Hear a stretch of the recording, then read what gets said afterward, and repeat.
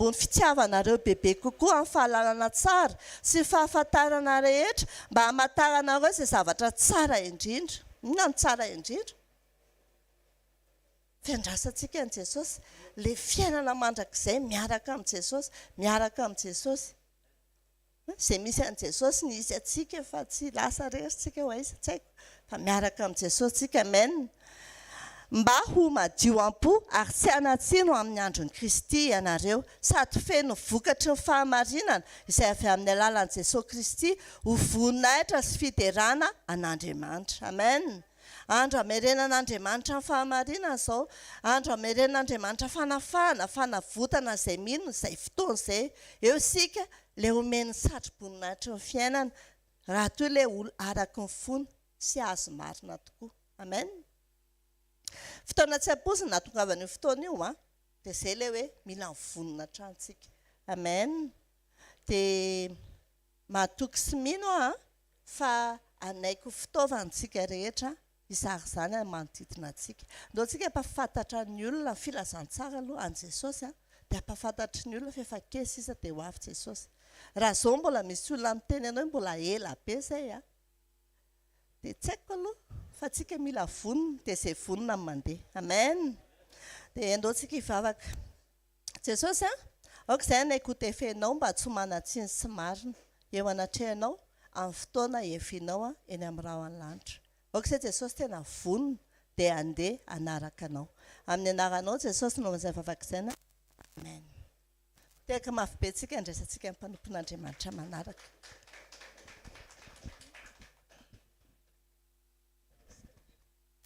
Aleluia, miarahaba-tsika anaran'i Jesosy.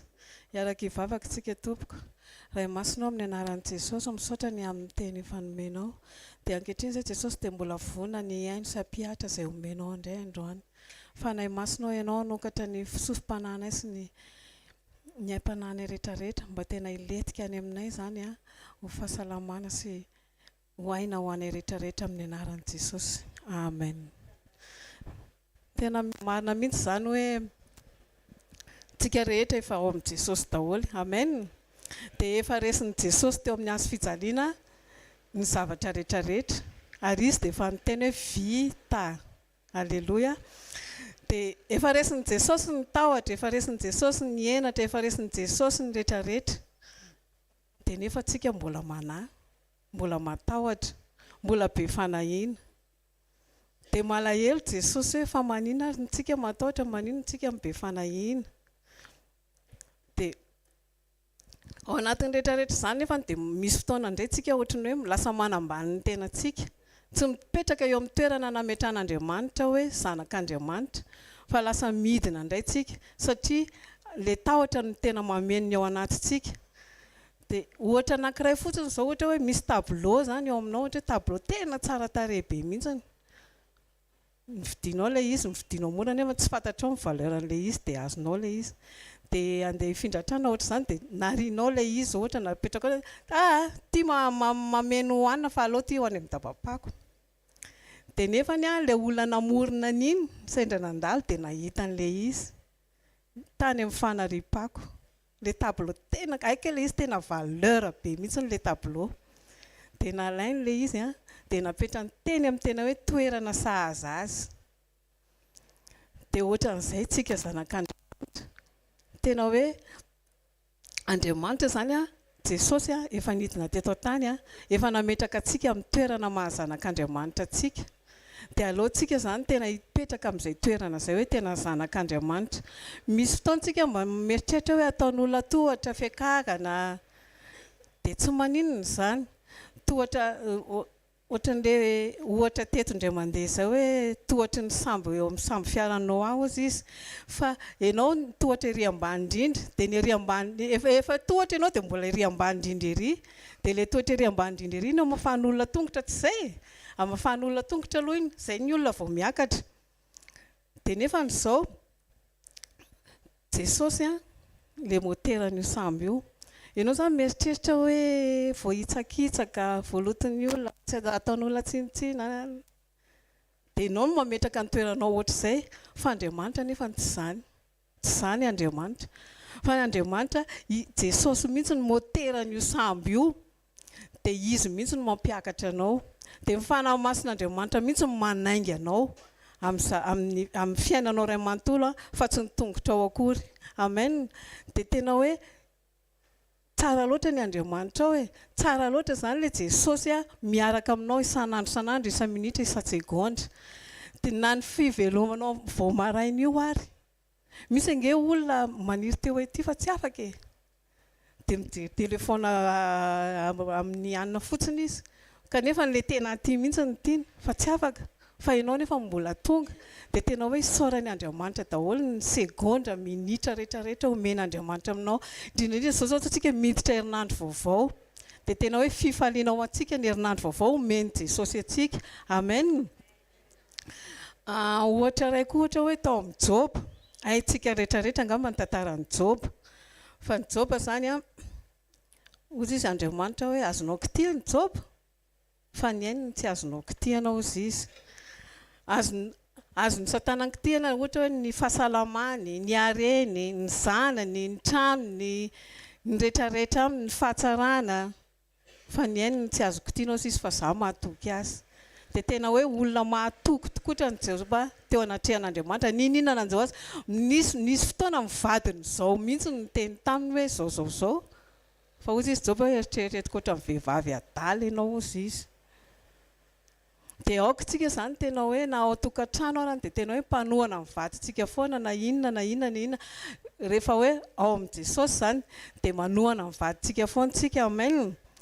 Ohatra kely fotsiny izao ohatra hoe misy vorokely, dia ny vorokely azonao samborina, dia ataonao anaty gazy, dia ianao mieritreritra hoe anao iny, dia ataonao amin'izay itiavanao azy. Fa izao ny feon'iny vorokely iny tsy azonao kitihana hoe ataonao ahoana iny na ataonao ahoana. Alleloia. Dia ohatran'izay mihitsy ny hoe ny olona azony Satana kitihana, azony ataony izao, fa ny fanahy masina ao anatin'iny olona iny tsy azony kitihana, tsy azony ataony inona, ny fanahy masina mirehitra ao anatin'iny olona iny. Dia ohatran'izay koa ilay vorokely ao anatin'ny kazy tsy azony gadraina ao anatin'ny kazy, azony olona gadraina ao anaty kazy ny vorokely, fa ny feon'ny mihira iny tsy azony kitihana. Alleloia. Dia ohatr'izay mihitsy izany Andriamanitra amintsika hoe tsika tsy manankim-po amin'Andriamanitra dia mahatoky fatratra amin'ny zavatra rehetrarehetra. Amen. Ao amin'ny Salamo 37 ndonge hiaraka vakiantsika.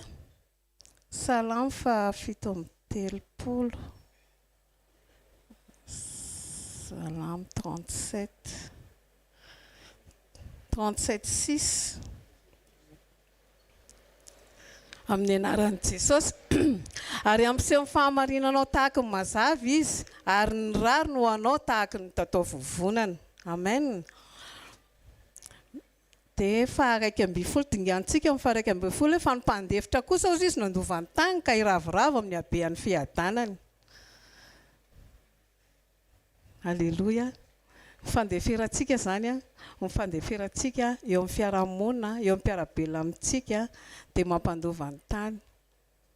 Dia hiravoravo ianao izy amin'ny haben'ny fiadanan'Andriamanitra. Jesosy ange vao tonga dia ny fiadanany nomeny antsika. Andriamanitra ange nahary an'izao tontolo izao mbola ny edena aloha no hariany izay hiadananao aloha, ny komfornao aloha no hariany. Izay izy vao namorona ny olombelona.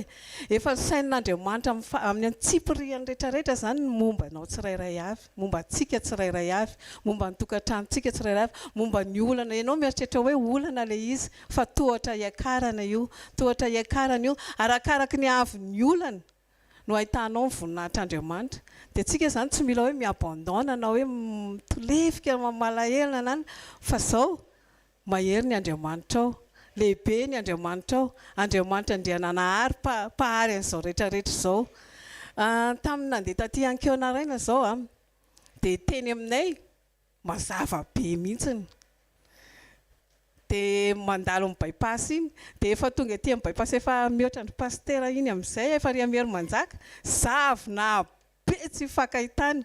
Dia tena hoe ny 3 metatra eo alohanao zany tsisy zavatra hitanao mihitsy, fa tena tsisy ninina mihitsy, fa tena tonga dia fotsy be. Dia ozy izy hoe Jesosy ohatran'izao zany ianao. ny olona mieritreritra hoe zao ny olako zao manjo anazy zao fa ao anatin'ny ray segondra fotsiny dia miova ny zavatra rehetrarehetra. Tena tsy eritreretin'ny saina mihitsy mazava be, tena farak'izay mazava be niny amin'ny côtény rehetrarehetra iny fiadana manga iavoloha rehetrarehetra iny, fa dia eo amin'ny pastery iny koa mbola mazava be mihitsy, fa manomboka mery manjaka amin'izay tsisy zavatra hitanao zany, tonga dia fotsy be mihitsy. Dia tena hoe manao izay tiany Andriamanitra, fa zao tsika manaraka an'ilay lalana iny fotsiny, mihaino ny fanahy-masina hoe sensible tsara tsika amin'ny fihainoana amin'ny fanahy-masina, dia manaraka an'iny fotsiny tsika, fa Andriamanitra tsy mitondra loza ho anao zany. Fiadanana no entinao antsika, fiadanana no efa nomeny antsika, dia courage foana tsika. Vao omaly moa zao omaly ny baka ny valy, vao omaly izy iny dia niteto Antananarivo, dia misy ny hoe afaka, misy ny tsy afaka. Nisy cousin zay taloha zay nakabaky izy dia tsy afaka, dia menatra amin'ny fianakaviana satria izy tena meilleur élève, tena mahay be izy, dia tsy afaka izy, fa tena tsy natsona telefona sy anana dia makany aminazy tsy mety mivoaka ny chambre izy fa ao izy zay. Tena hoe nitanonondrika satria tena efa miprojet hoe zao dia zao dia zao dia zao, satria izy tena meilleur élève. Teo izy dia nanjonitra teo dia iaina tsy mety mivoaka fa oka aloha zao fa mbola ananina izy dia nalefa tany amin'ny faritra mihitsy moa zany izy, nakarivotra kely tany, dia maman ozy izy, za ozy izy hijanona aty fa za tsy hianatra antsony. Tamin'ny voalohany aloha izy niteny hoe za tsy hianatra intsony, dia avy eo indray izy niteny hoe za hianatra fa za tsy hoany tsy hiverina any fa za ozy izy aty amin'ny zoky aty ozy izy dia hijanona aty. D'accord, dia hianatra zany ianao? Nianatra tany dia afaka baka indray izy, afaka izy sady nahazo mention très bien. Dia tamin'iny mention iny nisy tamin'izay mbola fitondrana taloha teo, dia nalefa tany Amerika daholo nisaky ny faritra ny ankizy, izy tao anatin'ilay izy. Dia hitantsika Andriamanitra zany efa manana lalana. Ianao zany mieritreritra hoe tsy afaka baka, tena menatra, tena zao. Fa ozy izy Andriamanitra hoe tsy maninona, mamerina indray. Dia noho nianatra moa dia nijanona tany mihitsy izy fa tsy nety miverina teto. Dia nefa noho ny tany dia niakatra vao antso amin'izay zany hoe mandeha any Amerika ianao misy roa isaky ny faritra zany, nalefa tany dia nianatra tany 5 taona. Dia tena hoe Jesosy manana ny lalany e. Tsika zany courage foana, misy ny hoe échec, misy zao fa tsy maninona zany, ndao foana, miaraka amin'ny fanahy-masina foana, mihaino an' Jesosy foana dia ndao foana, mihaino ny teny dia mampiatra n'iny teny iny amin'ny anaran'i Jesosy. Dia izay zany hoe courage foana tsika, ndao foana tsika. Herinandro vaovao zao mifalifaly ao amin'ny Jehovah, ravoravo amin'ny Jehovah, fa Jesosy tsy manary an-dalana zany izy. Alleluia, andao tsika hiaraka hivavaka ary. Ray masinao amin'ny anaran'i Jesosy, tena zany ianao Jesosy. Indraindray izay menjera lavo, fa ianao manangana anay foana Jesosy. Ianao ilay tsy Andriamanitra tsy mba manary an-dalana anay zany ianao. Dia misaotra Jesosy, dia misaotra fanahy-masina ny amin'ny tolotsaina, ny amin'ny fanazavana, ny amin'ny taridalana. Dia manaiky izay fanahy-masina tario foana izay amin'izay zavatra rehetra tokony ataonay araka ny sitrapon'Andriamanitra. Satria izay dia vonona foana ny anao izay tianao rehetrarehetra. Dia mbola iain'ny teny indray izay Jesosy izao rehefa avy eo dia aoka izany tena hoe fahasalamana ho anay, ho an'ny nofo rehetrarehetra, ho an'ny aty fananay rehetrarehetra any anaty any. Ny dera ny laza ny voninahitra Jesosy dia ho anao ireny ihany, amin'ny anaran'i Jesosy Kristy Tompo. Amen. Tekintsika ho an'i Jesosy. Alléluia. Sady manao ese micro ihany tsika. Faly miarabantsika tsirairay amin'ny anaran'i Jesosy. Ny zavatra lalovanao androany mety hoe tsy araka ny fihevitra sy ny fisainanao.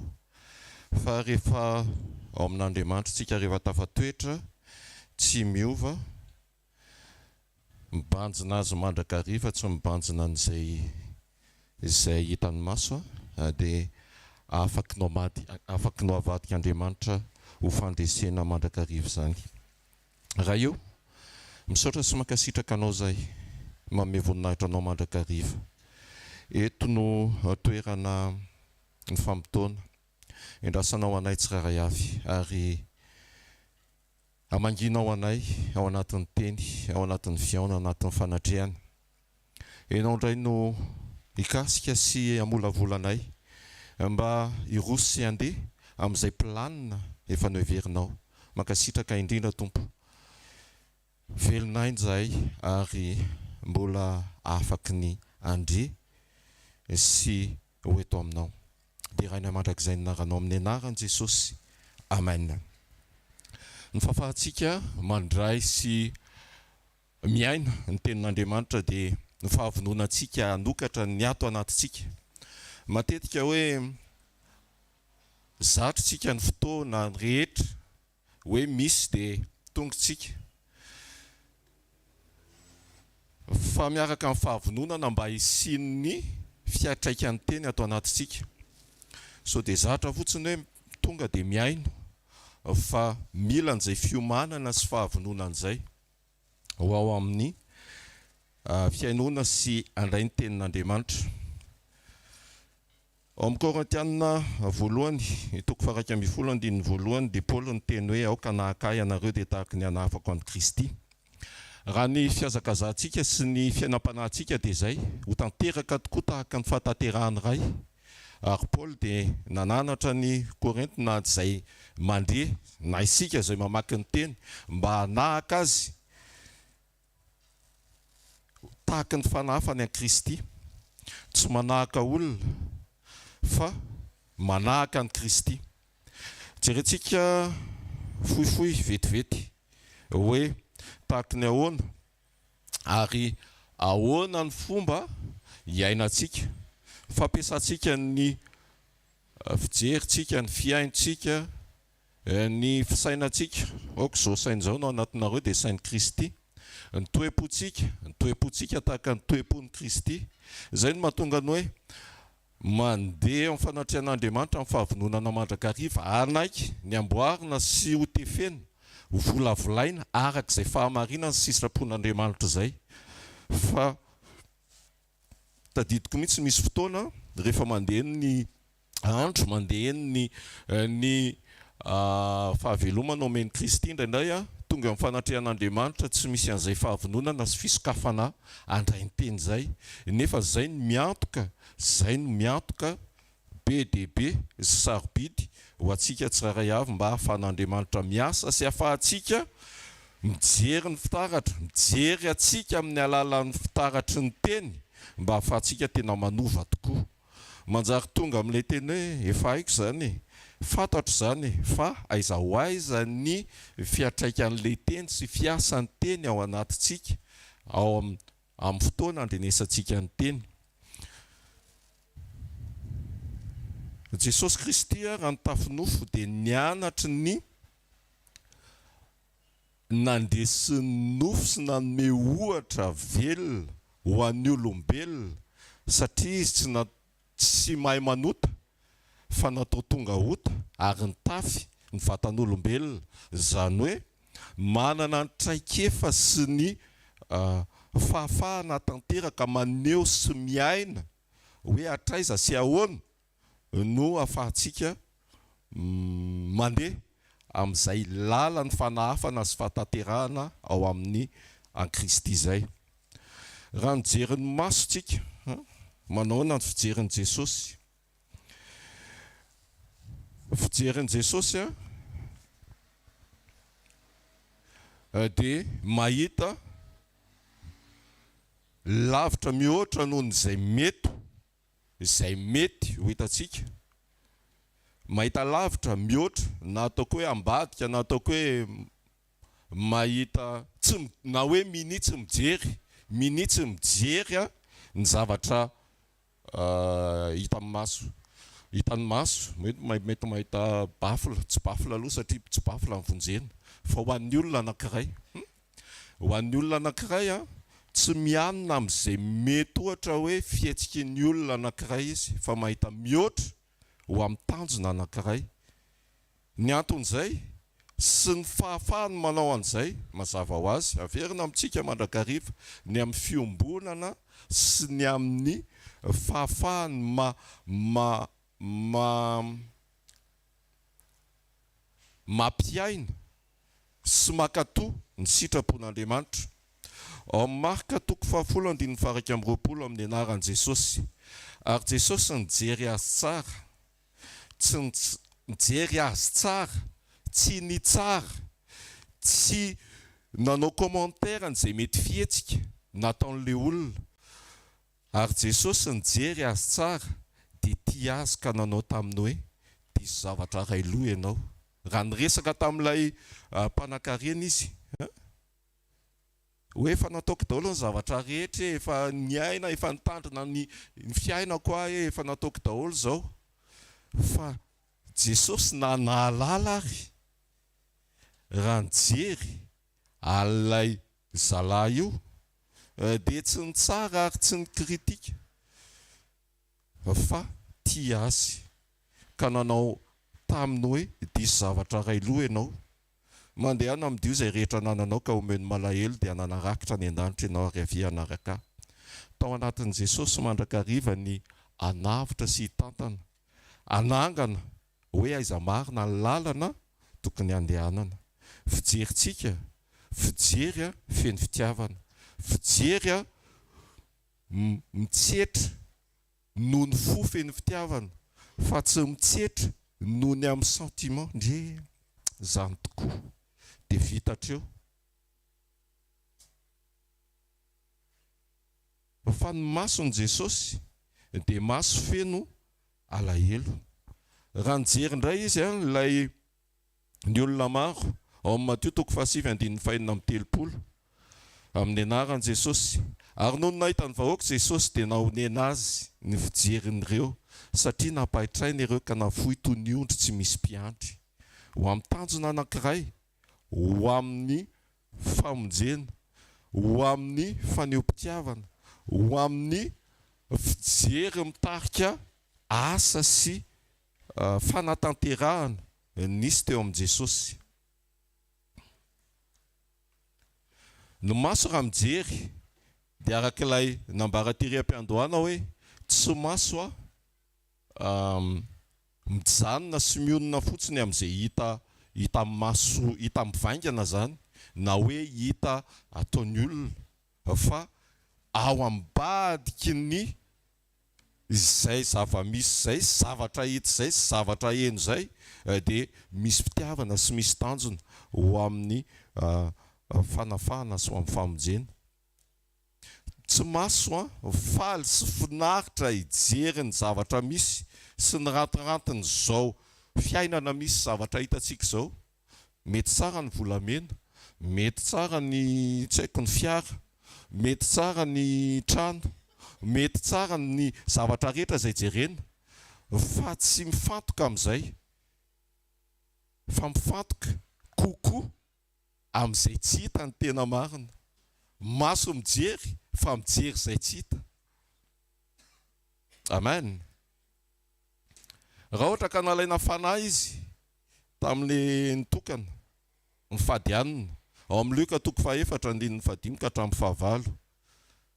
Ary ny devoly nitondra azy niakatra dia naneho azy indray mpimaso ny fanjakana rehetra amin'izao tontolo izao. Dia hoy ny devoly taminy, omeko anao izao fanapahana rehetra izao mba mivoninany fa efa natolotra azy zany ka izay tiako nomeko azy. Koa raha iankohako eto anatrehako ianao dia ho anao avokoa zany rehetra zany. Fa Jesosy namaly ka nanao taminy hoe voasoratra hoe Jehovah Andriamanitra ao ny ankofanao ary izy rery ihany no hotopoinao. Mijery an'ilay tsy hita manoloana izay mety hita, ary tsy mianona fotsiny amin'izay mety ho fahatsarana hita maso, izay mety mora loha, izay mety mandalo, fa mihevitra an'ilay ampitso sy mandrakizay.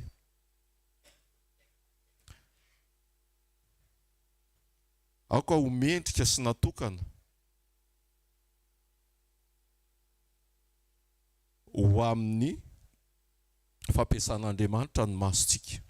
Izay no mahatonga antsika tsy hoe mijery zava-poana na mijery zavatra anankiray izay mety mandany fotoana, tsy mampandroso amin'ny fiainam-panahy.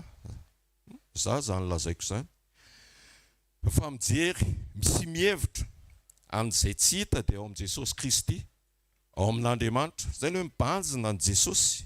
Mibanjina an Jesosy mety tsy hitantsika izy. Fa ny atao anatintsika manontolo sy ny fijery dia any amin'ny Jesosy. Manoloana izay mety zavatra hitantsika eto amin'izao fiainana izao. Mitady ny miaina ny sitrapon'Andriamanitra. Mihoatra noho izay mety fahatsarana misy izay mety ilaitsika eto amin'ity fiainana ity. Izao koa nge ny zavatra nahatonga sainana anankiray.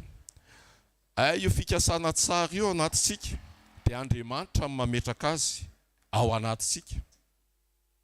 Izy mametraka azy ao anatintsika rehefa vonintsika manokatra ny ao anatintsika ho tarihan'Andriamanitra sy ahafahan'Andriamanitra miasa ao amin'ny teny.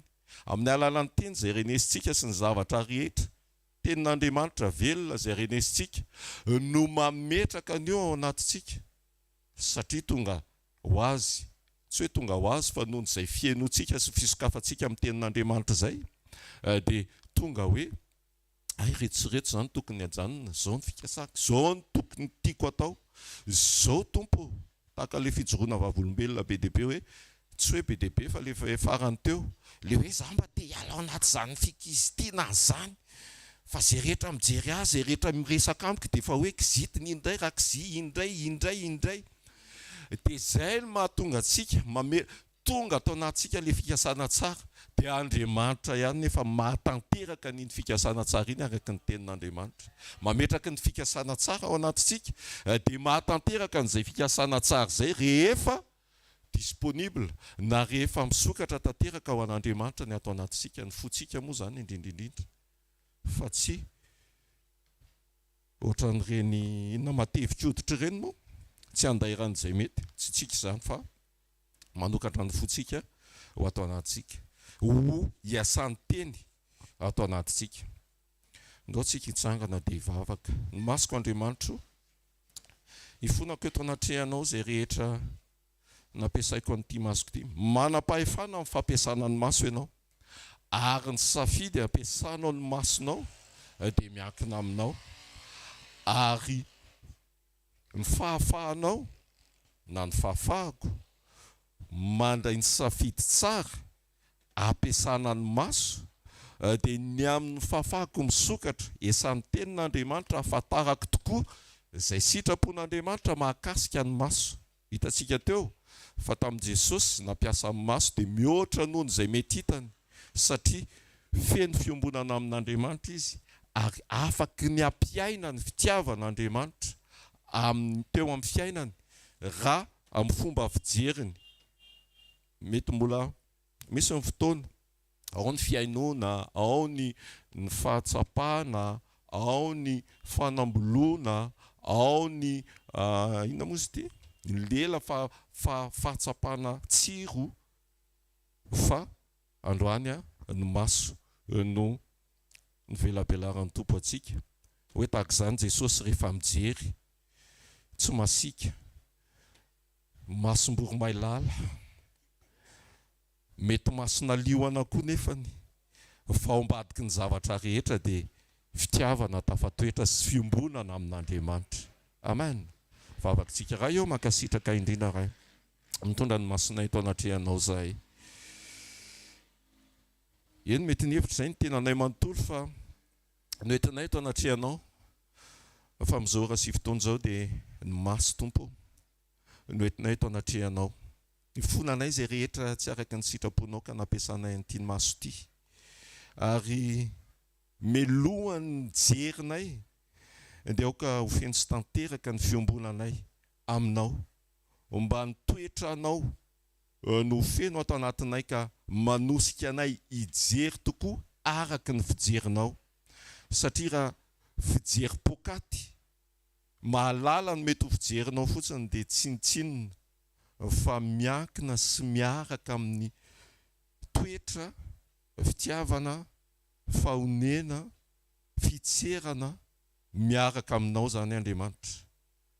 Hoentinay eto andretrehanao ny masonay tompo, mba ho fitaovana isehon'ny voninahitra ao, mba ho fitaovana ho voatahiry ao anaty safidy tsara, mahalala ny sitraponao ka afaky ny asa, afaky no ampiasaina araka ny sitraponao ho voninahitry ny anaranao.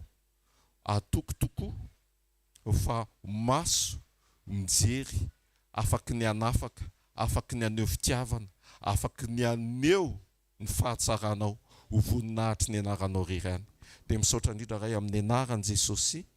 Amen. Andaontsika hitehaka mafy be ho an'Andriamanitra, andraisantsika ny pasteur Jones.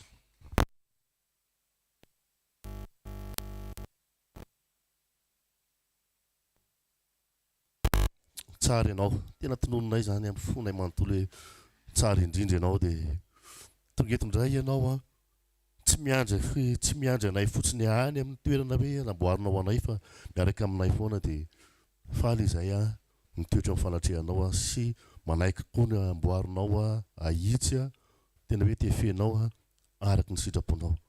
Dia makasitraka tompo mitarika feny izao fotoana izao ianao fanay masina amin'ny anaran'i Jesosy. Amen. Mazao toerana tompoka. Mba koraziny tena rehefa tsy haiko mpitory teny namana pasteur namana rehefa nolazainy le teo aloha le saika ho lazainy. Fa za manokana tonga dia hoe tena fanahy raika izany miara-miasa dia tsy misanasana mizaha reto. Izay tsy voateny dia efa voateny teo aloha na mety ho teneniny ao aoriana.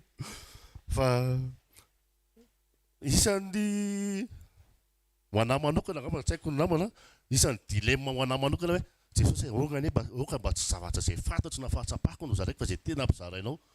Dia rehefa misy mizara eo aloha ilay izy dia efa tonga dia courage ianao fanahy raha izany tena izy ty zarainy ty.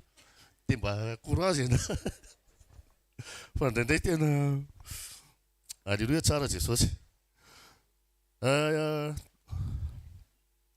Tena Andriamanitra anankiray no vakiantsika ao amin'ny Jaona voalohany. Jaona voalohany toko faha-efatra.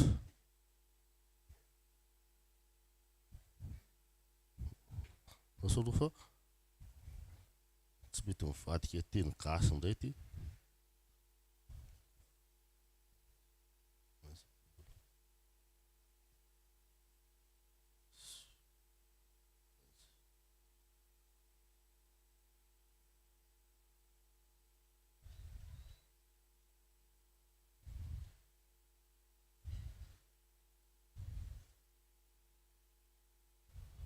Jaona voalohany toko faha-efatra dia vakiantsika.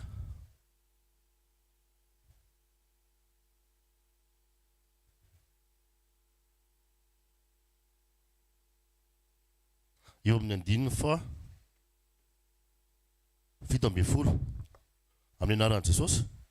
Izany no hatanterahany fitiavana amintsika mba hanantsika toky amin'ny andro fitsarana fa tahaka azy isika eo amin'izao tontolo izao.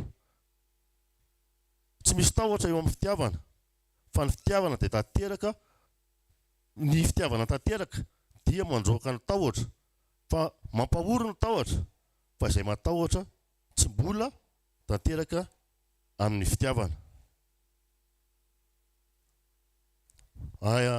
Efa zany pasteur Iaso kely teo ihany hoe tahotra sy fitiavana io. Dia le 9:17 ndraisintsika hoe izany no hatanterahany fitiavana amintsika mba hananantsika toky amin'ny andro fitsarana. Dia efa zany pasteur Iaso teo ihany koa le andron'ny tompo, andro fitsarana. Hoy izy hoe hatanterahany fitiavana amintsika mba hananantsika toky amin'ny andro fitsarana fa tahaka azy isika eo amin'izao tontolo izao. Tahaka azy io le zavatra efa nianarantsika foana hoe tsika dia namboarina tahaka an' Jesosy tany amin'ny Genesis tany. Dia amin'ny teny vahiny moa io tena miteny mihitsy hoe rehefa marina amin'ny fitiavana isika dia zay vao mivoaka le image semblable amin'ny Jesosy. Dia rehefa hoe marina amin'ny fitiavana io tsika dia tanteraka zany hoe mitovy amin'ny Jesosy tsika. Dia le izy nefa ny tenin'Andriamanitra moa miteny an'izay hoe tsy nitiavantsika ny azy, tsy nitiavantsika azy fa ny tiavany atsika. Dia zay tenin'Andriamanitra zay mampianatra, mahatsiaro ny fampianarana pasteur zao foana hoe ny fampianarana eto moa zany fa tsy hoe fampianarana pasteur zao hoe ny fampianarana dia hoe tsy isika mihitsy no mahatanteraka an'le fitiavana fa ny fitiavany atsika dia dia vokatsy n'ilay fiombonana avy aminazy. Ny fitiavana antsika igny tena gravy zarain'ny pasteur Soa teo hoe vita teo amin'ny hazo fijaliana. Fa tsy ny teo amin'ny hazo fijaliana ny vita fa après an'igny mbola mitohy hatramin'izao e. Tapré amin'ny hazo fijaliana mbola nisy ny rasa, tapré amin'ny hazo fijaliana mbola amin'izao fotoana izao izy mbola mifona amintsika. Fa tsy hoe pasteur mandray micro ety dia tonga dia efa hoe mety be. Na hoe tonga dia hoe tsy fantatra hoe efa tanteraka tena hoe parfait zany ianao eny ananiny eny. Fa ilay fitiavan'i Jesosy ao anatintsika manatanteraka antsika. Ilay fifonana koa mbola ataony any ambony any. Dia rehefa avy eo izy manamboatra amin'izao fotoana izy zany, izay maha Jesosy anazy. Sady eto izy izay maha Andriamanitra anazy. Ato anatiko izy, ao anatinao izy. Fa any ambony any koa izy sady mandohalika amin'ny fonantsika ao anatrehany iray izy manamboatra trano. Hainy daholo zany rehetrarehetra zany ao anatin'ny fotoana anankiray manamboatra trano izy. Ho antsika manamboatra fitoerana ho antsika ozy izy. Izay ny tenin'Andriamanitra amin'izao fotoana izao. Zany hoe tsy vita teo amin'ilay fotoana teo amin'ny hazo fijaliana fotsiny. Amiko manokana rehefa ohatra hoe maheno an'iny vita iny dia izay ny zavatra tian'i Jesosy. Naseho an'i Jesosy ny modelin'ny olona tany an-danitra hoe io ny alainareo tahaka. Io no ahitanareo hoe izao ny fomba fiainan'ny olona any an-danitra dia vita hatreo iny. Fa ny tohany fitiavana antsika mbola hatramin'izao mbola miseho ny fitiavana antsika. Ny tohany fitiavana antsika araka ilay tena teo mbola manao trano izy, manamboatra toerana ao antsika izy. Dia rehefa avy eo izy mbola indray handeha hitsena antsika indray. Fa tsy hoe hipetraka eo amin'ny seza fiandrana hoe daholo amin'izay fa tamiko zany. Hitanareo ohatrany zaho ohatrany tsy dia resy lahatra le amin'ilay fomba mariazy le hoe tonga ny lehilahy dia miandry ery aloha ery. Fa Jesosy le hitsena fa tsy hiandry an'ilay vehivavy tany. Za zany ohatrany hoe tena tokony atao ohatrany ataon'i Jesosy raha hoe io fa tonga ny ela dao hiazaka zanatsy. Eny za moa efa manambady. Fa ho an'izay mbola tsy manambady ho an'izay tanora mbola tsy manambady ka dia ataovy an'ilay ohatrany ataon'i Jesosy. Hiazaka zao rahalahy. Hoe iny izy fa tonga. Tena hiazaka zao. Satria izay nge rehefa ataon'i Jesosy amintsika. Fitiavana zany, izany fitiavana zany nge tsy mahatombona zany raha ny tena marina rehefa mahita amin'ny olona tiana. Dia izay ilay fitiavana Jesosy izay rehefa tanteraka ao anatintsika ozy izy dia tsy matahotra tsika ny amin'ny andro fitsarana. Fa izay matahotra dia tsy tanteraka amin'ny fitiavana. Izay matahotra dia normal be tsy tanteraka amin'ny fitiavana satria reo vao maheno an'izany apokalipsy zany ianao dia matahotra. Nefa ilay apokalipsy ny zao tontolo izao no potika e. Dia raha zao tontolo izao no potika kanefa ao amin'izao tontolo izao ny fonao dia normal be ianao matahotra sy lasa ny fonao. Izay ny fijerinao ny apokalipsy hoe ny apokalipsy hoe zavatra mampitahotra be ny ao anatin'ny fahazavakina. Izay ny fijerinao ny apokalipsy hoe tena zavatra ohatry izao ny ao anatin'ny fahazavakina. Dia vitsy ny olona mamaky apokalipsy, dia vitsy ny olona mahafantatra hoe hiverina zany Jesosy zany. Satria tsy sady tsy zaraina ny ampiangonana ilay fiverenan'i Jesosy no matahotra ny olona mamaky an'ilay izy. Dia tsy vonona ny olona dia rehefa teneny izy hoe hiverina tena mivavaka tokotrana izy. Tena tonga ao am-piangonana izy. Fa voaresahana hoe fiverenan'i Jesosy dia aza hoe zany tsisy an'izany dia gaga tokotrana ianao hoe lisy tena misy ilay olona. Tsy pasteur Soa zany no resaka tamin'olona zao fa na ianao en personnel dia ohatrany tsy asy. Hitanao amin'ny fiainana andavanandro ihany koa fa tsy asian'ny olona siry zany hoe Jesosy ho avy hitsena anazy zany. Jesosy tena hoe hifanena aminazy zany. Le izy tena araka ny ampianarina teto hoe tsy ny fiverenan'i Jesosy no andrasantsika. Fa Jesosy mihitsy no andrasantsika. Le fotoana fotsiny hoe fotoana fiverenan'i Jesosy. Dia ao anatin'izay araka ny teneniko teo hoe raha mbola ety amin'izao tontolo izao ny fonao dia normal ianao matahotra. Raha mbola ety amin'izao tontolo izao ny fontsika dia normal tsika tena hoe matahotra satria ity izao tontolo izao ity no tratrany tena le hoe fahatezeran'i Jehova. Ary fahatezeran'i Jehova ilay izy fa tsy Jehova no mampijaly ety fa le bibidia amin'izany fotoana izany. Dia matahotra ny olona fa ny antony ankiray tokony tsy hatahorantsika dia ataovy marina ny fitiavantsika an'Andriamanitra. Amin'izay tena hoe fahaveloman'i Jesosy ao anatintsika dia mahatateraka ny fitiavana io. Izay ilay teny vakiana teo izy no mahatateraka anazy. Fa tsika manana fo disponible fotsiny. mahana fo manaiky fotsiny hoe mety le fitiavantsika n'Andriamanitra. Tamin'ny herinandro raha zara tety dia hoe fa maninona tsy mimeny Jesosy ny fa maninona mimeny Jesosy ny vanim-potoana, fa maninona tsy mimeny Jesosy ny andro sy ny ora. Satria Andriamanitra dia mitady ny sincérité amin'ny fitiavantsika. Tena hoe fitiavana sincère ny tadiavina fa tsy hoe amin'ny herinandro ambony Jesosy ny tonga amin'ny sabotsy, amin'ity sabotsy ity anao fifadikanana zany 3 andro alohan'izay. Nga mety zany, tsy izay le izy. Tena hoe na hoe afaka tonga dia raha ohatra satria izay le fitiavana Jesosy efa zarena efa henontsika le teny hoe fa matola izy tsy nambara tamin'i Jesosy. Dia izay zavatra rehetrarehetra fantatry Jesosy dia efa nambarany tamintsika. Dia raha ohatra le izy ka nambara tamin'i Jesosy dia sûrement le izy nitantarain'i Jesosy tamintsika mimana fa amin'izao amin'ny fihinandro 25 octobre 25 août 2025 le izy amin'izao sura fa nitantarain'i Jesosy. Satria ny vanim-potoana dia nitantarain'i Jesosy. Ny fotoana dia nitantarain'i Jesosy fa taro ny famantarana ny amin'ny avy fa amin'izay fotoana izay izy vao manaraka ny rantsany. Dia amin'izay fotoana izay le izy. Dia ny rantsan'le avy efa nanaraka tamin'ny fotoana nitsanganan'ny firenena Israel. Nizaraiko teto tamin'ny herinandro fa amin'izao fotoana izao ny firenena rehetra dia efa manomboka hiditra amin'ny fahatanteran'le anafika ny Israel. Satria efa manomboka makahana ny Israel daholo izao rehetrarehetra izao. Noho ny nataony izy koa misy antony anie. Izay raha bomba daholo Gaza izy rehetrarehetra dia normal mety tezitra aminazy ny firenena rehetrarehetra. Fa io nefa lalana mahatonga ny fahatanteran'le tenin'Andriamanitra hoe anafika ny Israel. Zao rehetra zao misy any hoe cœur d'Armageddon, adiny Armageddon. Izy io dia tenena hoe en colline de Megiddo, ao Israel ao ny vondrona ny tafika rehetra anafika ny Israel amin'izany fotoana izany. Dia nefa amin'izao fotoana izao efa miditra tsikelikely amin'ny fahatanteran'izay ny tenin'Andriamanitra manomana antsika hoe izany fotoana izany mbola aoriana ny fotoana angalana antsika. Dia nefa le izy efa manomboka misy amin'izay ny rahonady amin'izao.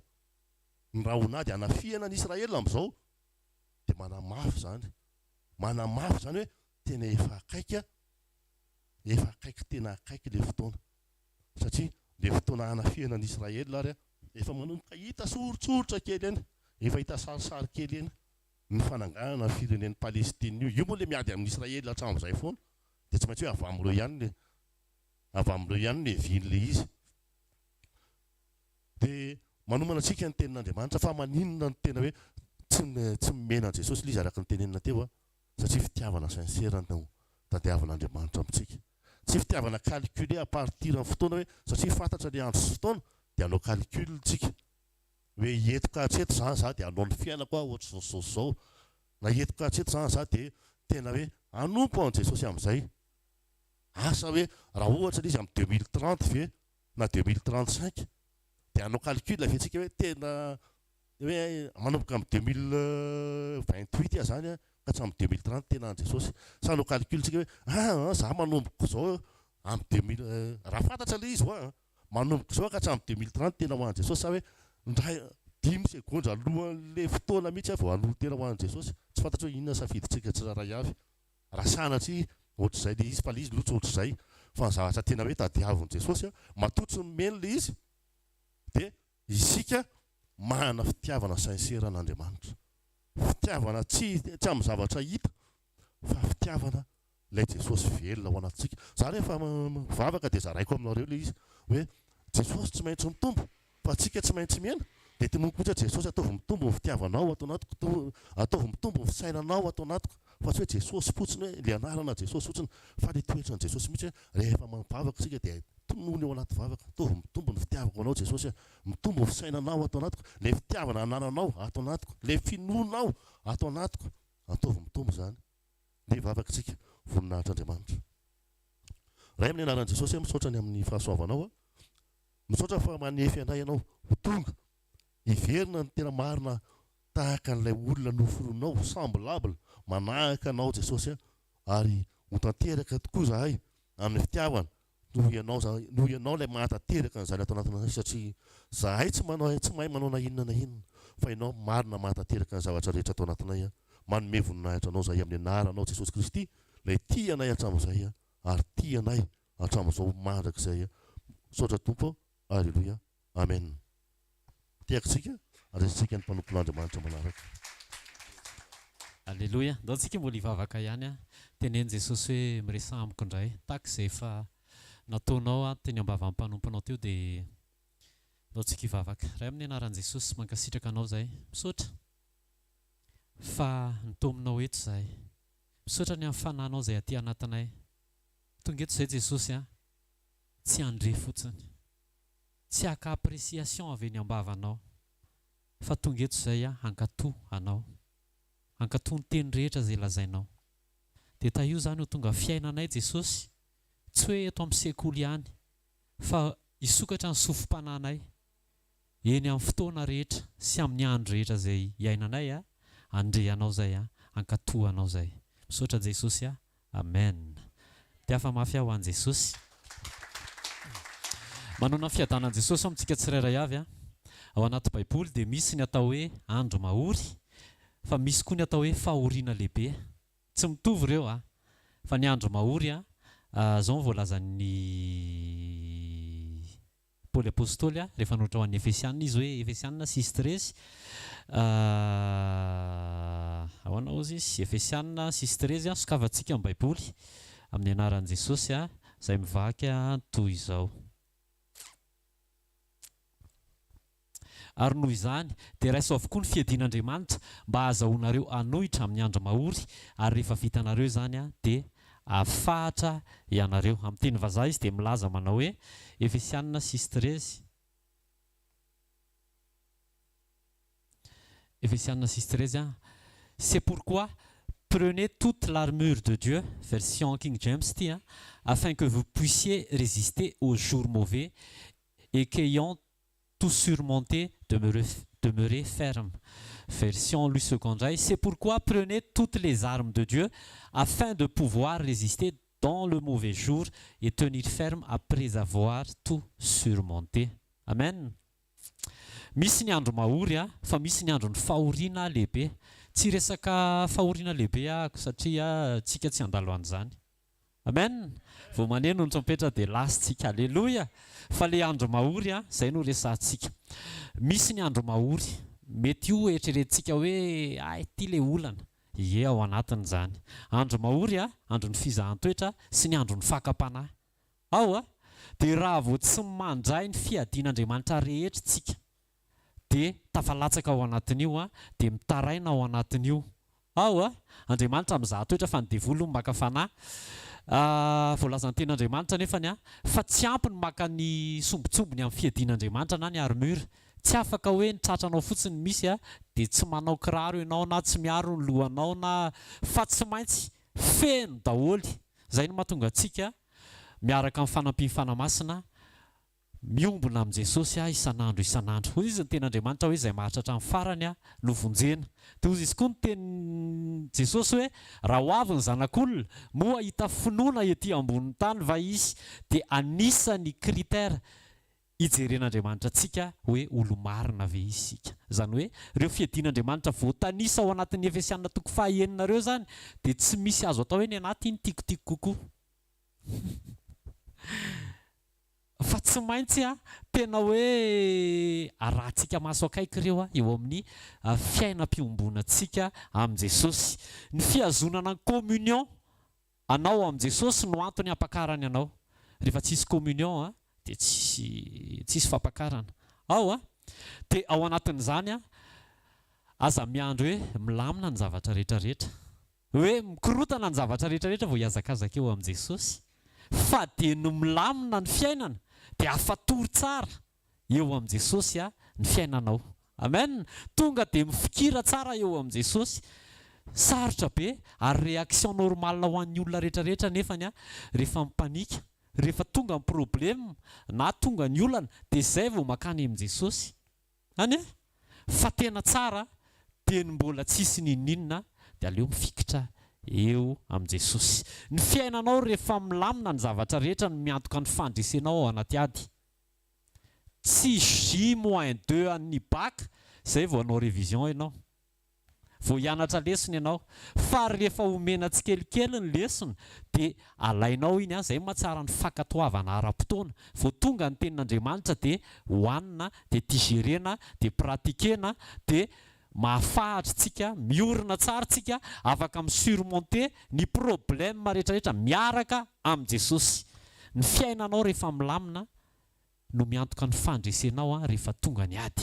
Aza miandro hoe tonga ny ady vao andeha hivavaka, fa dia mbola tsy misy ady dia andana mivavaka. Aza miandro hoe rehefa tonga ny problème vao hiazakazaka ho any amin'i Jesosy, dia mbola tsisy problème dia midira eo amin'i Jesosy. Alleloia. Rehefa milamina ny zavatra rehetra dia andana mifatotra mafy eo amin'i Jesosy.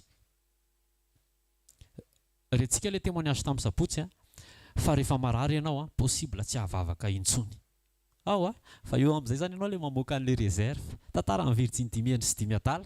Ny Dimy Endry efa nanana réserve, fa na dia natory ary dia nisy réserve niraisina tao. Fa tsy hoe tsisy réserve tonga amin'izay ny anona vao hoe anona. Fa tsy tantarantsika zany amin'ny anaran'i Jesosy. Amen.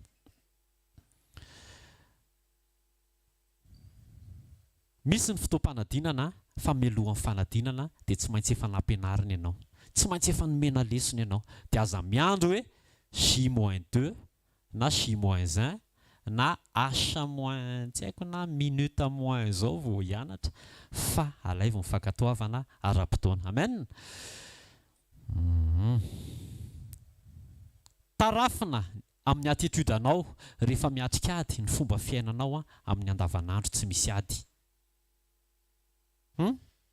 Zany mifamadika fotsiny amin'ilay teo ny fiainanao rehefa milamina ny zavatra rehetra ny miantoka ny fandresenao ao anaty ady. Fa mifamadika amin'izay ny attitude anao ao anaty ady dia tonga dia hita hoe ohatran'iza zany zako rehefa milamina ny fiainako. Zatra mampiry-trano ve? Lasa automatisme mantsy iny rehefa hoe tsy maintsy andeha hoy ny afaka atsasakadiny. Efa fantatra hoe ty atsy. Fa tsy hoe andeha afaka atsasakadiny. Aiza moa ny plasin'ilay borosy teo? Aiza moa? Tonga dia fantatra hoe rehefa milamina tsy mipetraka any amin'ny plasin'ilay borosy. Borosim-bolo na borosina kirara. Mila tonga fiainanao ny mivavaka. Amen. Mila tonga fiainanao ny mifandray amin'i Jesosy. Salamo 4:30 dia izao ny voasoratra hoe izany no aoka hivavahany tsara fanahy rehetra aminao. Ajanontsika eo aloha.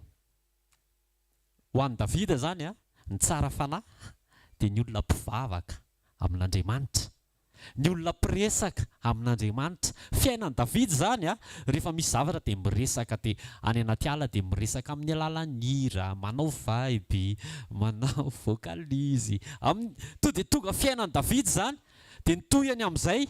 Eny, na dia tondraka aza ny ranobe dia tsy hahatratra azy izany. Tsy hoe rehefa tondraka ny ranobe vao mandeha mihazakazaka mivavaka amin'Andriamanitra, fa efa tonga fiainana ilay miresaka amin'Andriamanitra, dia rehefa tonga ilay ranobe dia lasa Andriamanitra no mikarakara azy. Tsy mangataka hoe aza atao mahatratra anay io ranobe io, satria efa fiainana ilay miresaka amin'Andriamanitra, dia Andriamanitra mihitsy miditra an-tsehatra mikarakara ilay olona mpiresaka aminy. Amen. Alleluia. 5 eo amin'ny Salamo 4:30 io dia izao hoe ny fahotako nambarako taminao ary ny heloko tsy mba nafeniko. Fiainan'olona tia mitsotra zany. Alleluia. Ao an-tokantrano aza asiana kiafinafina. Efa tenenin'ny pasteur Rodolphe foana zany, aza asiana kiafinafina. Raha mbola konty anankiroa samihafa ny ianareo mivady, atambary eo. Alleluia. Raha vao tsy fantatry ny vadinao ny kôtim-bolanao, tantarao aminazy. Ny telefônina sao dia misy mot de passe. Raha voanina fataonao ino ny telefônina vita ve? Tao teo hoe ny telefônina poritra te ihanina dia mody ao amin'ny toalette ao aloha dia asa izay atao. Fa tsisy an'izany intsony. Mila zatritsika mitsotra. Alleluia. Atombohy ao anaty tokantrano io. Aza asiana kiafinafina zany. Eo amin'ny ray aman-dreny sy zanaka koa, tandremo sao dia misy ray mpianakaviana na renim-pianakaviana hoe aza tenitenenina amin'ny dadanareo aza tenitenenina amin'ny mamanareo ty ataovy ihany tendana. Zaro ny ankizy anana fiainana tsotra. Alleluia. Ny fahotako nambarako taminao ary ny heloko tsy mba nafeniko. hoy izao hiaiky ny fahadisoako amin'i Jehova. Ny kristianina mitena olona tsotra indrindra eto ambonin'ny tany. Tsy hoe bonaika fa tsotra. Tsy maninona nahazo ny olona exploitena ary fa mila ianao tsotra. Zaro ny fiainanao tsotra. Amen. Ataovy tonga fiainanao mialohan'ny hatongavan'ny loza dia efa miombona amin'Andriamanitra, mialohan'ny hatongavan'ilay andro mahory, satria tsy maintsy isy ny fakapanahy nanomboka tany amin'ny Genesisy hatrany amin'ny Apokalipsy. Ireo olona rehetrarehetra nitantaraina fanandresy sy olona tsara ao anaty Baiboly dia olona nandresy daholo tamin'ny andro mahory. Tsy maintsy nitestena daholo ireo, fa tsisy hoe tonga dia navoaka tery hoe ianona dia ohatran'izao. I Adama zao nitestena, i Adama voalohany, raraka Adama voalohany.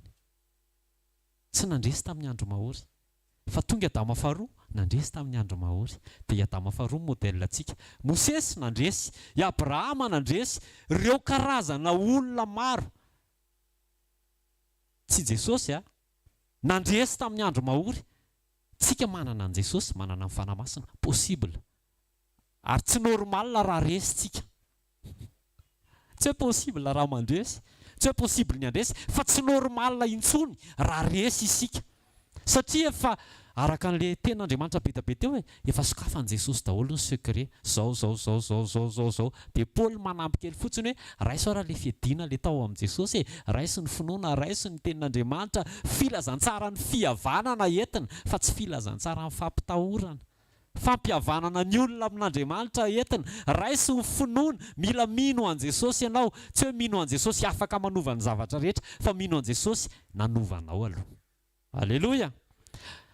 Mialohan'ny hatongavan'ny loza miombona tsara, miera, miafena, miere ao amin'Andriamanitra. Aza atao hita zany ianao.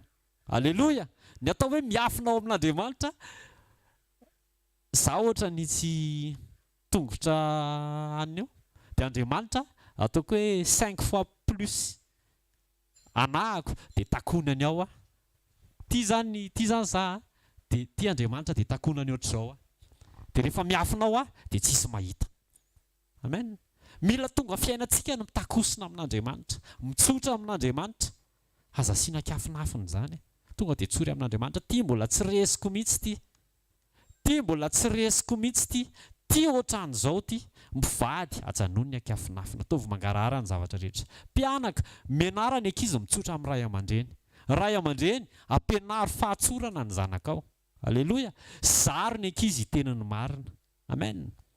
Ao anatin'izay koa ilaina ny fiainana manana communion. Ny olona zatra pitakosina amin'Andriamanitra dia sakambin'Andriamanitra. Alleluia. Ahoana moa ny sakambinan'Andriamanitra anao ianao raha tsy mitakosina aminy. Fa andao rangahy takosina amin'Andriamanitra. Amen. Tena fihin'Andriamanitra dia tsy afon'Andriamanitra dia mahazo câlin. Izay mahatonga Davida amin'ny teny na dia tondraka ranodrano be dia tsy hatratra azy zany satria arovan'Andriamanitra izy. Amen. Ny olona zatra mitsotra amin'Andriamanitra dia anatsoran'Andriamanitra ny tanany, voaro azy. Alleluia. Izay mahatonga ny Salamo faha 1:20 milaza, volony elany no anarony anao, ao ambanin'ny elany no elofanao. Aza miala eo amin'Andriamanitra. Communion tena tsy azo atao tsinitsinina ny communion. Fiainantsika ny miombona amin'Andriamanitra. Alleluia. Manandrama ange ianao andramo. Manambarany zavatra rehetrarehetra amin'Andriamanitra. Tonga dia tantara ao amin'Andriamanitra daholo ny rehetrarehetra. Andriamanitra tsy ohatran'ilay rangahy hoe mody mihaino rehefa be resaka be raha matoa. Fa ny an'Andriamanitra rehefa mitantara ianao dia liny izy. Dia rehefa kelikely dia manomboka manambara secret aminao indray izy. Zao. Ataovy tonga fiainana ny mitsotra sy miresaka amin'Andriamanitra dia hiresaka aminao koa izy. Amen. Daniel zao Daniel tena hoe fiainany isan'andro miresaka intelo amin'Andriamanitra. Mino fa tany etsefatsefany tany izy nanao. Fa le intelo ny sokafany ny varavarakely dia nivavaka izy. Rehefa vao isoniny didy dia nitohizany vakeo ny Daniel toko fahaenina. Fa nitohizany le fanaony hatramin'ny taloha. Fa tsy hoe tonga le andro mahory izay izy vao nanao an'le izy. Raha tsy izany dia niafina izy. Le fiainanao ao anaty fiainana milamina no tonga aro sy fiarovana ao anao rehefa tonga ny fahoriana. Alleloia. Teny mbola tsy tonga ny fahoriana sy ny fakapana sy ny didy milatsaka. Miazona mafy ao amin'i Jesosy, afatory tsara ny sambo. Amen. Jesosy koa nanana fiainana tia mivavaka izy. Tia mivavaka. Jesosy tsy naka décision mihitsy raha vao tsy nivavaka. Rehefa isafidin'ny mpianany Jesosy, Luka 9:12 sy 17 dia izao voasoratra hoe nivavaka nandritry ny alina Jesosy. Alleloia. Raha tia hareny feon'Andriamanitra ianao, tsy tena hoe mba miareta fa mba handramo adiny ray. Na tsisy tsony ara ilay zavatra tenenina dia mba eo fotsiny ianao mihaino. Hoe monsieur anankiray Andriamanitra hoe ohatra zany ndao raisintsika tsaina hoe Jesosy mivavaka zany Jesosy hoe raha io iza ny tianao atao mpitatam-bola. Dia nivavaka izy. Teo izy nihaino an'Andriamanitra. Après 1 heure tonga ilay izy hoe tsy hoe pasteur Haja na Anna fa nivoaka ilay anarana. Ao nandritry ny alina 12 heures nahazo olona 12 anarana 12 avy any amin'Andriamanitra Jesosy. Tsisy diso ireo anaran'ireo. Nahazo apôstôly tamin'ny mpianatra marobe. Ny apôstôly ka izany tsy ilay hoe avenao ho sorako apôstôly fa nitonon'Andriamanitra ny anarany hoe Ianna ataovy apôstôly. Fony teny kely fotsiny iny. Izany hoe tiako tongavana dia izao décision nivoaka avy any amin'Andriamanitra ny fidianan'ny mpianatra. Satria tsara fiombonana tany amin'Andriamanitra Jesosy dia nivavaka tany amin'Andriamanitra izy dia nomeny anarana. Dia na dia tondraka rano be tonga ilay andro mahaory an Jesosy, tsy maintsy hiatrika Getsemane, tsy maintsy hiatrika hazo fijaliana satria dia mbola nilamina ny fiainana dia nifatotra teo amin'Andriamanitra. Na tonga ara ny fanozongozonana mafy ny Satana, tsy niala teo amin'Andriamanitra Jesosy. Alleloia. Ny fijoroanao dia mbola tsy tonga ny andro mahaory dia afatory tsara. Amen. Tsy ratsy akory hoe tonga eto ianao dia ahoana zany pasteur za ty efa andro mahaory vao marian'izany teny zany. Tonga soa teneny eo akaikinao tonga soa ianao hoe mbola fotoana izao. Amen. Rehefa mbola tsy fahoriana lehibe aloha dia efa mety fa vonin Jesosy handray anao. Androany zany misy décision tsy maintsy raisinao androany. Andriamanitra tsy hitondra anao hiditra any Kanana nefa ianao tsy manaiky hanome décision hiala ao Egypta. Tsy hanao forcé anao Andriamanitra tsy maintsy miditra any Kanana ianao fa omena ny directive. Zao mangala ondry dia alatsaony raha dia alaivony raha dia atovy amin'ny iny dia tsy mety haiko mihitsy ny manonona an'iny. Atovy amin'ny dia ataoko fotsiny ilay izy dia atsatsio ny zanak'ondry dia zao nomen'Andriamanitra ny directive. Andriamanitra manome directive, ny anjarako mankatoa milatsaka indray ny directive go lasa indray. Alleloia. Anao no mankatoa an'Andriamanitra. Andriamanitra mandefa teny ohatran'izao androany izao. Ny anjarako manome fankatoavana. Alleloia. Ny anjaran'Andriamanitra manome directive, ny anjarako mankatoa. Andriamanitra tsy hanangana anao zany amin'ny maty raha tsy hanangana anao amin'ny maty Andriamanitra raha tsy manaiky tena ho faty ianao. Raha tsy tena maty amin'ny teny ianao, tsy hanangana anao Andriamanitra. Tsika tena hatsangano tompo hatsangano ny fihevitra any arany ataoko isan'andro. Ahoana moa ny hananganana anao? Mbola mamono anao zany Andriamanitra aloha. Tsy haiko hoe azonareo ve zany? Mila mivavaka mahitsy tsika hoe tena hoe hatsangana. Ok, fa za ve aloha zany efa maty inona ilay zavatra mbola mahavelona eo amin'ny nofo? Rehefa mamaky an'io Efesiana 4:1 dia ny nofo manohitra ny fanahy. Raha vao mbola velona eo aminao ny nofo tsy ho velona ny fanahy fa mbola ianao aloha zany no velona, mbola za aloha zany no velona. Noho izany tsy maintsy maty eo amin'ny tena aloha vao afaka manangana anao tonga amin'ny fiainan'Andriamanitra. Amen. Jesosy ange nanaiky ho faty teo amin'ny sitrapony, teo amin'ny tenany ara-baky teny. Zay vao natsangan'Andriamanitra hoe tena hoe nitsangana tamin'ny maty nefa Jesosy ho modelintsika. Sekoly famana olana androany ndaontsika ho faty amin'ny tena. Tena ho faty. Misy fotoana tena avelan'Andriamanitra hoe eo mihitsy ilay situation, tena hoe hosihoseny ianao, tena hoe atao tsinitsinina ianao mba hijeren'Andriamanitra hoe anaiky amin'izay ve ianao. Eo nefa matetika za kosa ve ny atao an'izany, za kosa ve tsy naninona, za kosa ny tenentsika fa tsy Jesosy.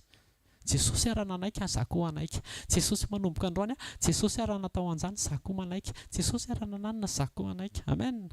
Alleluia. Ndao tsika hitsangana, ndao tsika hivavaka. Ray minitra farany anao tsika hivavaka Jesosy manaiky ahy ho fatiny amin'ny tena.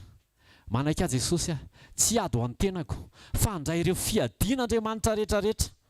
Handray ireo fiadian'Andriamanitra rehetra, isikina fahamarinana, hitafin'ny rariny ahy, tena hitondra ny filazantsara, ny fihavanana, ho vonona hanaparitaka an'izany amin'ny fotoana rehetra, hitazona ny finoko anao Jesosy handray ny famonjena, anao ny famonjena ho loha laharana Jesosy noho izay nataonao teo amin'ny hazo fijaliana. Tsy saraka amin'ny teninao, hiaina an'izany, hisaintsaina an'izany, hankatoha an'izany, hivavaka mandraka rifa, haritra hivavaka Jesosy. Ray amin'ny anaran'i Jesosy, tehirizao ny tsirairay avy. Aoka ny tsirairay avy anatona anao, fa ny famonjena nataonao dia efa ampy. Fa aoka ny tsirairay avy ahavita anetry tena, ho faty eo amin'ny nofo, hanombo ny nofo ny isan'andro. Tsy hiala eo aminao n'inona mandalo, n'inona tsy mandalo, n'inona misy, n'inona tsy misy. Fa hitady anao sy ny fankasitrahanao Jesosy hifikitra aminao.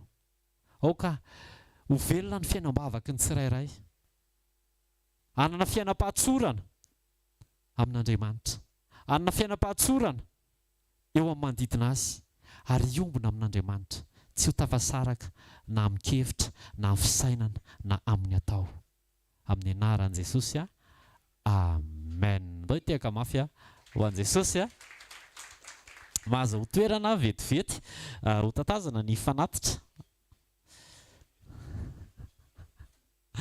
Tonga dia tatazana ny fanatitra ny fotoanantsika zany rapitso eto sekoly fanasitranana. Amen na sekoly fanasitranana eto rapitso manomboka amin'ny 7 hatramin'ny 8 sasany dia tongavy ianao mangetahetan'Andriamanitra. Mangetahetan'Andriamanitra dia tongava. Teneny Jesosy hoe mangetahetanao foana Jesosy dia sokafo ny sofina fa hiresaka aminao Jesosy. Alleluia. Rapitso fotoanantsika eto sekoly fanasitranana amin'ny zoma amin'ny larobia sekoly tokantrano dia amin'ny zoma amin'ny 4 ny fotoanantsika hatramin'ny bokin'olona Analakely zoma fanotronana, ary sabotsy amin'ny 7 maraina sabotsy communion ao amin'ny trambokyn'olona Analakely ihany. Amen. Tiantsika Jesosy, tena tiantsika Jesosy, tiany Jesosy tsika ho vonona rehefa maneno ny trompetra.